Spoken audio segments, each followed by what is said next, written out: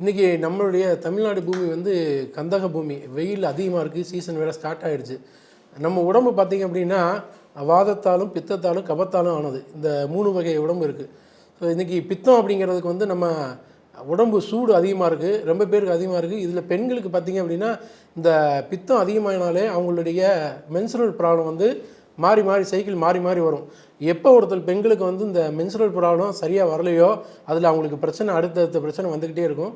இந்த பிரச்சனையை சரி பண்ணணும். அது ஆண்களாக இருந்தாலும் சரி, பெண்களாக இருந்தாலும் சரி, குழந்தைகளாக இருந்தாலும் சரி, அவங்களுக்கு என்ன சாப்பிடலாம் அப்படின்னா அகத்திக்கீரை. இந்த அகத்திக்கீரை வந்து பித்தத்தை அவ்வளோ தூரம் நல்லா தணிக்கும். ஆனால் இந்த அகத்திக்கீரையில் என்ன பிரச்சனை அப்படின்னா நீங்கள் தொடர்ந்து எடுத்துக்கிறக்கூடாது. என்ன காரணம் அப்படின்னா நீங்கள் இதை தொடர்ந்து எடுத்துக்கிட்டீங்க அப்படின்னா உங்களுடைய வயிற்றோட்டம் லூஸ் மோஷன் போகிறதுக்கான வாய்ப்புகள் இருக்குது. அதனால் இதை தொடர்ந்து எடுக்க வேணாம். பொதுவாக இதை அமாவாசை அன்னைக்கு எடுத்துக்கிறது நல்லது. இடையில ஏதாவது எடுத்துக்கலாம். அதிகபட்சம் வாரத்துக்கு 1 நாள் வேணால் எடுத்துக்கலாம். அதை இது சம்மந்தமாக உங்களுக்கு ஏதாவது சந்தேகங்கள் இருந்து அப்படின்னா என்னுடைய நம்பரில் தொடர்பு கொள்ளுங்கள். நான் கண்டிப்பாக உங்களுக்கு ஹெல்ப் பண்ணுறேன்.